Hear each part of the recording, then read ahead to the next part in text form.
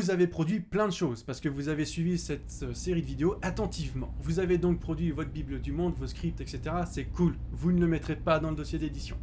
Parmi tout ce que vous avez produit, il y a votre note d'intention, il y a vos planches, il y a peut-être que vous n'avez pas encore produit parce que la vidéo vient plus tard, vos chara design. Il y a aussi plein d'illustrations parce qu'après tout, vous êtes dessinateur, vous avez peut-être une page internet, Instagram, Facebook, ArtStation, qu'importe. Vous publiez certainement déjà vos dessins quelque part. Tout ça aussi, vous allez en avoir besoin. Mais alors, tout ça, au final, dans quel ordre? Eh bien, ça commence par une couverture. Évidemment, sujet d'une vidéo qui arrive après, mais il va falloir une couverture. Alors, déjà, sur la forme d'un dossier, là, je vous en ai retrouvé un qui a été refusé, bon, il est nul, voilà. Mais dans l'idée, il est bien fait. C'est-à-dire que déjà, vous avez un dossier qui est cerclé, d'accord? Donc c'est des feuilles, hein, tout simplement, vous avez mes planches, là, voilà, etc. Et en fait, vous avez un cerclage, et ici, vous avez une feuille transparente, ici, qui vient protéger votre couverture. Couverture pathétique, couverture nulle, ne faites pas ça. Aussitôt que vous tournez, vous avez un sommaire, oui, qui vous dit qu'est-ce que vous avez en tout. Donc ça, c'est très important d'essayer de caler un petit sommaire au tout début, comme ça, au moins, l'éditeur, quand il l'ouvre, il sait tout de suite ce qu'il y a dedans. Ce qu'il devra tout de suite y avoir après, c'est une lettre de présentation. Alors attention, vous n'êtes pas sur Tinder, ok? Vous ne vous présentez pas en tant que personne, vous vous présentez en tant que marque. Par exemple, moi, Pacha, je me présente en tant que Pacha, donc pas en tant que... Ah, vous avez cru que j'allais dire mon vrai prénom. Je me présente en tant que marque. Je me présente, par exemple, à la Japan Expo, je dis voilà, j'ai des stands, voilà, je fais des concours, voilà, j'ai une page Insta avec tant d'abonnés, etc., etc.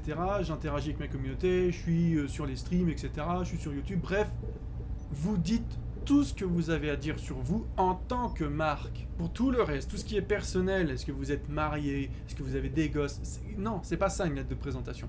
Il y a certains éditeurs aussi qui vous demanderont à la place de cette lettre de présentation une lettre d'évolution. Alors il y a que Glénat qui m'a demandé ça jusqu'à maintenant. C'est-à-dire qu'il voulait savoir comment je dessinais mal avant, c'est-à-dire il y a 10 ans, comment je dessinais mal il y a 5 ans et comment je dessine mieux maintenant. Voilà, pour qu'ils voient l'évolution et qu'ils se disent ok, ce mec là il a de l'avenir. A priori, restez sur une petite lettre de présentation standard. Si vous voulez montrer votre évolution, libre à vous, mais faut pas que ça prenne plus d'une page. Votre lettre de présentation, c'est juste une page. Parce que tout de suite après, vous tapez dans le dur, c'est la note d'intention. La note d'intention, normalement, elle fait entre 3 et 4 pages. Vous l'avez réalisée déjà, bien évidemment. J'ai pas besoin d'y revenir. On passe à la suite. Les planches. Alors les planches tout de suite, alors soit vous les mettez comme ça en format manga directement, ou sinon vous pouvez les imprimer en grand, mais surtout imprimez-les recto verso, d'accord? Essayez de vous faire chier à les imprimer recto verso, sauf si votre imprimante le fait automatiquement. En général c'est pas le cas, mais c'est super cool à la lecture quand tu ouvres ta page et que ta page de gauche est au bon endroit et ta page de droite elle est au bon endroit, que tu vois que t'as pas besoin de tourner tes pages tout le temps pour que comme si vous avez déjà le manga en fait dans les mains. C'est très important pour l'éditeur d'avoir cette sensation de déjà avoir le manga dans les mains.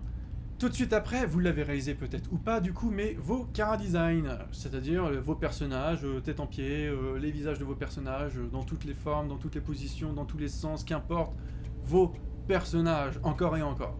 Juste après ça, c'est là où vous pourrez commencer à mettre des illustrations. Alors, des illustrations qui vont être liées à votre univers.